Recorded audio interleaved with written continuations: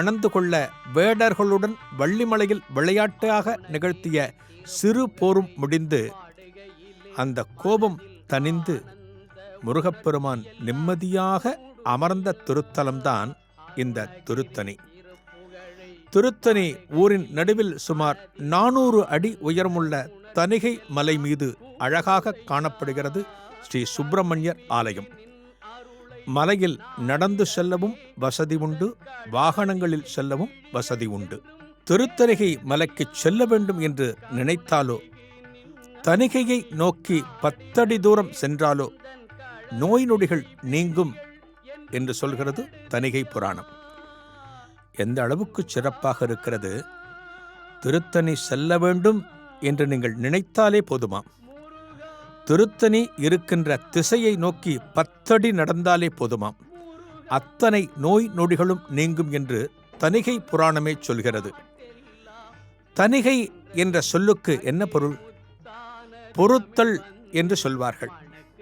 அதாவது அடியார்களின் பிழைகளையும் பாவங்களையும் பொறுத்து அவர்களுக்கு அருள் புரிகின்ற திருத்தலம்தான் திருத்தணிகை என்று சொல்லப்படுகிறது. புராணத்தின்படி பார்த்தால் சூரசம்ஹாரம் முடிந்த பிறகு கோபம் தணிந்து முருகப்பெருமான் இங்கு தங்கியதால் இது தணிகை மலை ஆயிற்று என்பர். குமரக்கடவுளான முருகப்பெருமான் தம் தந்தையாகிய ஈசனை பூஜிக்க விரும்பினார். எனவே தணிகை மலையின் மீது தாம் இருக்கும் இடத்திற்கு வடகிழக்கு திசையில் ஆபத் சகாய விநாயகர் என்னும் மூர்த்தியை பிரதிஷ்டை செய்து விக்னேஸ்வரனை முதலில் வழிபட்டார். எல்லாவற்றுக்கும் துவக்கம் விநாயகப் பெருமான் தானே. அதன் பிறகு ஒரு சிவலிங்க திருமேனியை தானே பிரதிஷ்டை செய்து வழிபட்டார்.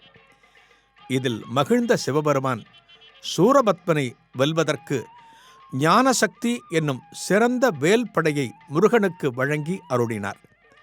அதனால் இங்குள்ள முருகனுக்கு இன்னொரு பெயரும் உண்டு. அதுதான் ஞானசக்தி தரன்.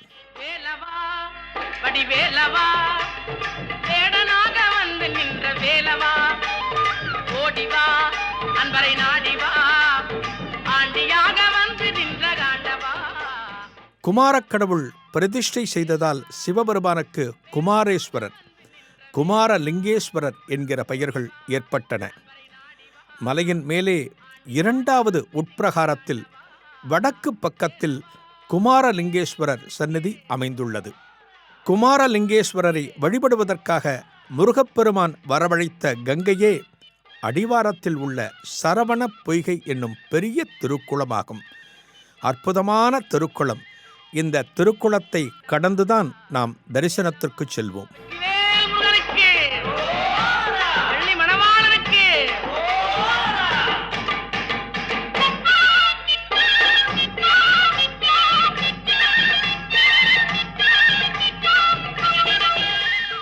இன்றைக்கு நாமெல்லாம் ஆலயம் செல்வது எதற்காக? நம்மை அறியாமல் செய்த பாவங்கள் அகல வேண்டும் என்பதற்காகவும், நமக்கு இருக்கின்ற தோஷங்கள் அகல வேண்டும் என்பதற்காகவும் தான் நாமெல்லாம் ஆலயம் செல்கிறோம். இந்த திருத்தணிகை ஆலயத்தை தரிசித்தால் என்ன பலன் ஏற்படும்? முருகப்பெருமானே சொல்கிறாராம்.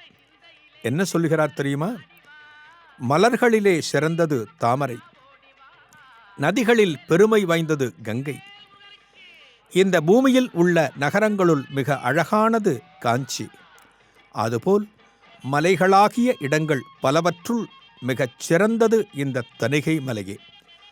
சிறப்புமிக்க இந்த மலையை தொழுது வணங்குபவரின் பாவமெல்லாம் அவரை விட்டு அகன்றுவிடும்.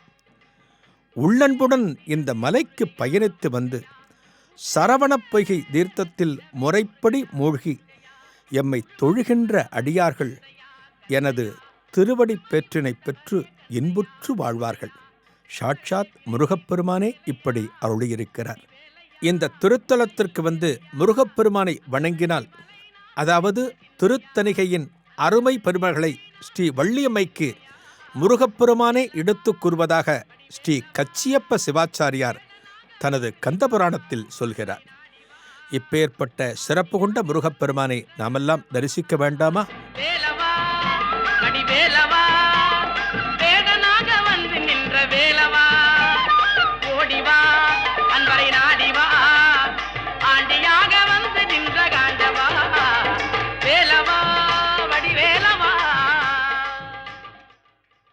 மனிதனை மனிதனே போற்றுவது போல் தெய்வங்களை தெய்வங்களும் போற்றியிருக்கின்றன. திருத்தணிகை முருகப்பெருமானை பல தெய்வங்களும் வணங்கியிருக்கிறார்கள். யாரெல்லாம் வணங்கியிருக்கிறார்கள்? திருமால், ராமபிரான், பிரம்மதேவர், சரஸ்வதி, நந்திதேவர், வாசுகி நாகம், ஆதிசேஷன், நாரத முனிவர், அகத்திய முனிவர் என்று பலரும் இந்த முருகப்பெருமானை வணங்கியிருக்கிறார்கள். எல்லாமே புராண காலத்தில் காணப்படுகிறதே. இந்த கலியுகத்தில் யார் வணங்கியிருக்கிறார்? இந்த முருகப்பெருமானின் அருளை யார் பெற்றிருக்கிறார் என்றெல்லாம் தோன்றுகிறதல்லவா? இந்த கலியுகத்திலும் ஒரு சில நூற்றாண்டுகளுக்கு முன்னால் வாழ்ந்த முத்துசுவாமி தீட்சிதர், அதாவது சங்கீத மும்மூர்த்திகளுள் ஒருவரான முத்துசுவாமி தீட்சிதர் இந்த முருகப்பெருமானின் அருளை நேரடியாக பெற்றிருக்கிறார். அப்படியென்றால் நமக்கும் அருளக்கூடியவர்தான் இந்த முருகப்பெருமான் என்கிற நம்பிக்கை நம் அனைவருக்கும் வர வேண்டும். முத்துசுவாமி தீட்சிதருக்கு எப்படிப்பட்ட அருள் கிடைத்தது? சங்கீத மும்மூர்த்திகளுள் ஒருவரான முத்துசுவாமி தீட்சிதர் தனது குருநாதரின் அறிவுரைப்படி திருத்தணி திருத்தலத்திற்கு வந்தார். 40 நாட்கள் இந்த திருத்தலத்திலேயே தங்கி முருகனை வணங்கலாம் என்று தீர்மானித்தார். நித்தமும் ஜபம் செய்வதும் பஜனை பாடல்கள் பாடுவதுமாக இருந்தார். ஒவ்வொரு நாளும் அதிகாலையில் எழுந்து புனித நீராடிவிட்டு ஆலயத்திற்கு வந்து விடுவார். அவர் எதிர்பார்த்தபடி, அவர் திட்டமிட்டபடி 40 நாட்களும் ஓடின. ஆனால் முருகனது அருள் கிடைக்கவில்லை. முருகப்பெருமான் மட்டுமல்ல, எந்த ஒரு தெய்வமும் நமது பொறுமையை சோதித்து அதன் பிறகுதான் நமக்கு அருள் புரியும். அந்த விதத்தில் 41வது நாள் இந்த முத்துசுவாமி தீட்சிதருக்கு ஓர் ஆச்சரியம் காத்திருந்தது. 41வது நாள் ஆலயத்தில் முத்துசுவாமி தீட்சிதர் முருகப்பெருமானுக்கு எதிரே நின்று கொண்டு பிரார்த்தித்து கொண்டிருந்தார். அந்த வேளையில் ஒரு முதியவர் அவருக்கு எதிரே தென்பட்டார். அந்த முதியவர் கண்களில் ஒரு பிரகாச ஒளி காணப்பட்டது. இவரை கண்டதும் இவர் யாராக இருக்கக்கூடும்? இவரது முகத்தில் எத்தனை பொலிவு காணப்படுகிறதே என்று வியந்து பார்த்தார் முத்துசுவாமி தீட்சிதர். வந்த அன்பரோ எந்தவிதமான தயக்கமும் இல்லாமல் முத்துசுவாமி, முத்துசுவாமி என்று அழைத்தார். எனது பெயரையும் சொல்கிறாரே, இவர் யாராக இருக்க முடியும் என்று தீட்சிதர் வியந்தார். தீட்சிதரை நோக்கி, முத்துசுவாமி, இன்னும் சற்று நேரத்திற்கு உன் கண்களை திறக்காதே, உன் கண்களை மூடிக்கொள் என்றார். உடனே ஏதோ மந்திர சக்திக்கு கட்டுப்பட்டது மாதிரி தனது விழிகளை இறுக்கமாக மூடிக்கொண்டார் முத்துசுவாமி தீட்சிதர். சில வினாடிகள் கழித்து வாயை திற என்கிற குரல் முதியவரிடம் இருந்து கேட்டது. சற்றென்று வாயை திறந்தார் முத்துசுவாமி தீட்சிதர். அவரது வாயில் எதையோ போட்டார். தீட்சிதரின் நா இனித்தது. நான் போட்டது என்னவென்று தெரிகிறதா என்று முதியவர் கேட்க, கல்கண்டு என்று சொன்னார் முத்துசுவாமி தீட்சிதர். அதன் பிறகு தன் கண்களை திறந்து தன் வாயில் கல்கண்டு இட்ட அந்த முதியவருக்கு நன்றியை சொல்லலாம் என்று பார்த்தால் அந்த முதியவரை காணவில்லை. மாறாக வள்ளி தெய்வானை சமேதராக மயில் வாகனனாக அந்த சுப்பிரமணிய சுவாமி முத்துசுவாமி தீட்சிதருக்கு காட்சி அளித்தார். இந்த அருட்காட்சி சற்று நேரத்துக்குத்தான் நீடித்தது. அதன் பிறகு அந்த திவ்ய உருவம் மெல்ல பின்னோக்கி நகர்ந்து கருவறைக்குள் சென்று மறைந்தது. அப்போதுதான் முத்துசுவாமி தீட்சிதருக்கு தெரிந்ததாம், முருகப்பெருமானே தனக்கு அனைத்து கலைகளையும் வழங்க வேண்டும் ஒரு காரணம் உண்டு. தன் மகள் தெய்வானையை முருகப்பெருமானுக்கு மணமுடித்து கொடுத்த இந்திரன் சீதனமாக தேவலோகத்து வெள்ளை யானையான ஐராவதத்தையும் கொடுத்தான். திருப்பார்க்கடலில் கிடைத்த ஐஸ்வர்யமான ஐராவதம் திருத்தணிகை மலைக்கு போய்விட்ட காரணத்தினால் தேவலோகத்தின் ஐஸ்வர்யம் மெல்ல மெல்ல குறைய ஆரம்பித்ததாம். சீதனமாக கொடுத்த ஐராவதத்தை திரும்ப கேட்டு பெறுவது என்பது முறையல்ல. நமது வழக்கம் அப்படித்தானே. ஒருவருக்கு ஒரு பொருளை கொடுத்துவிட்டால் அதை எத்தகைய காலத்திலும் திரும்ப கேட்க மாட்டோம். எனவே அடுத்து என்ன செய்தான் தெரியுமா? அந்த இந்திர பகவானே முருகப்பெருமானிடம் வந்து ஐராவதத்தின் பார்வையானது தேவலோகம் நோக்கி இருக்குமாறு வேண்டிக் கொண்டானாம். முருகனும் அதற்கு சம்மதித்தானாம். இதன் பின் ஐராவதம் தேவலோகத்து திசையான கிழக்கு திசை நோக்கி நிற்க ஆரம்பித்ததாம். இதுதான் இதன் கதை. முருகப்பெருமான் தன் கிரியா சக்தியாகிய தெய்வ யானையை திருப்பரங்குன்றத்தில் திருமணம் செய்து கொண்டார். அதுபோல் இச்சா சக்தியாகிய வள்ளியை திருமணம் செய்து கொண்டு அருளியது திருத்தணியில். இந்த ஆலயத்திலே மூலவர் பெருமான் நவபாஷான திருமேனி, கடம்ப மாலை அணிந்து சுந்தர வடிவுடன் இடக்கரத்தை ஊருகஸ்தமாக தொடையில் வைத்து வலக்கரத்தில் சக்திவேல் தாங்கி நின்ற கோலத்தில் சாந்த சுரூபியாக அருட்காட்சி தருகிறார். இங்கே ஞான சக்தி தரராக திகழ்கிறார். கிழக்கு நோக்கிய திருக்காட்சி ஸ்ரீ சுப்பிரமணியர், தணிகை வேலன், தணிகேசன், செங்கல்வராயன் என்றெல்லாம் பெயர்கள் வழங்கப்படுகின்றன. இந்த திருத்தணி முருகனது பக்தர்கள் பலரும் தங்கள் குடும்பத்தில் பிறக்கின்ற ஆண் குழந்தைக்கு தணிகை வேலன், செங்கல்வராயன் என்றெல்லாம் பெயர்கள் வைப்பது மரபு. தினந்தோறும் திருவிழா என்பது போல திரளான பக்தர்கள் நித்தமும் இந்த திருத்தணிகையில் குவிகிறார்கள்.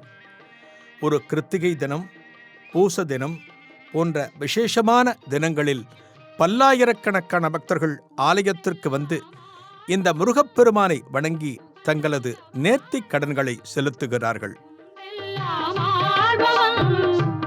முருகப்பெருமானுக்கு கிருத்திகை தினம் வெகு விசேஷம். ஆடி கிருத்திகை, தை கிருத்திகை, மாசி கிருத்திகை போன்ற நாட்களில் பக்தர்கள் பூக்காவடி, பால் காவடி போன்ற பலவிதமான காவடிகளை எடுத்து பிரார்த்தனையை நிறைவேற்றுகின்றனர். முருகப்பெருமானை இந்திரன் ஆடி கிருத்திகை என்று பூஜை செய்து வழிபட்டதாக ஐதீகம். எனவே இந்த திருவிழா 3 நாட்கள் கோலாகலமாக நடக்கிறது. திருத்தணியில் முருகப்பெருமானுக்கும் பரிவார தெய்வங்களுக்கும் சாதாரணமான சந்தனம் சார்த்தப்படுவதில்லை. முருகனுக்கு இந்திரனே காணிக்கையாக கொடுத்த சந்தனக்கல்லில் அரைக்கப்படும் சந்தனம் மட்டுமே அணிவிக்கப்படுகிறது. இந்த சந்தனத்தை நீரில் கரைத்து குடிப்பதும் இட்டுக்கொள்வதும் நல்லது. இதனால் பல நோய்கள் நீங்குவதாக பக்தர்கள் நம்பிக்கை. எந்த ஒரு ஆலயத்துக்கு சென்றாலுமே அந்த ஆலயத்தில் ஒரு நடைமுறை காணப்படும். முதலில் எந்த சன்னதியை தரிசிக்க வேண்டும், இவையெல்லாம் ஆலய தல புராணத்தில் சொல்லப்பட்டிருக்கும். அதுபோல திருத்தணிக்கு செல்கின்ற பக்தர்கள் முருகப்பெருமானை எப்படி வணங்க வேண்டும்?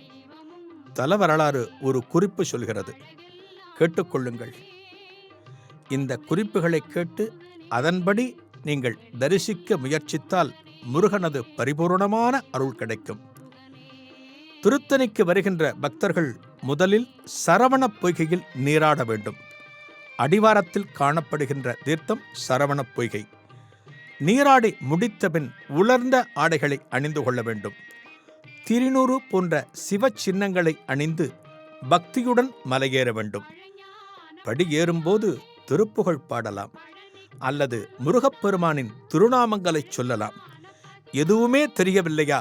ஓம் சரவணபவ, ஓம் சரவணபவ என்கிற முருகனின் நாமத்தை சொல்லிக்கொண்டே நடக்கலாம். மலை உச்சியை அடைந்ததும் கிழக்கு பிரகாரத்தில் உள்ள கொடிக்கம்ப விநாயகரையும் ஐராவத யானையையும் தரிசிக்க வேண்டும்.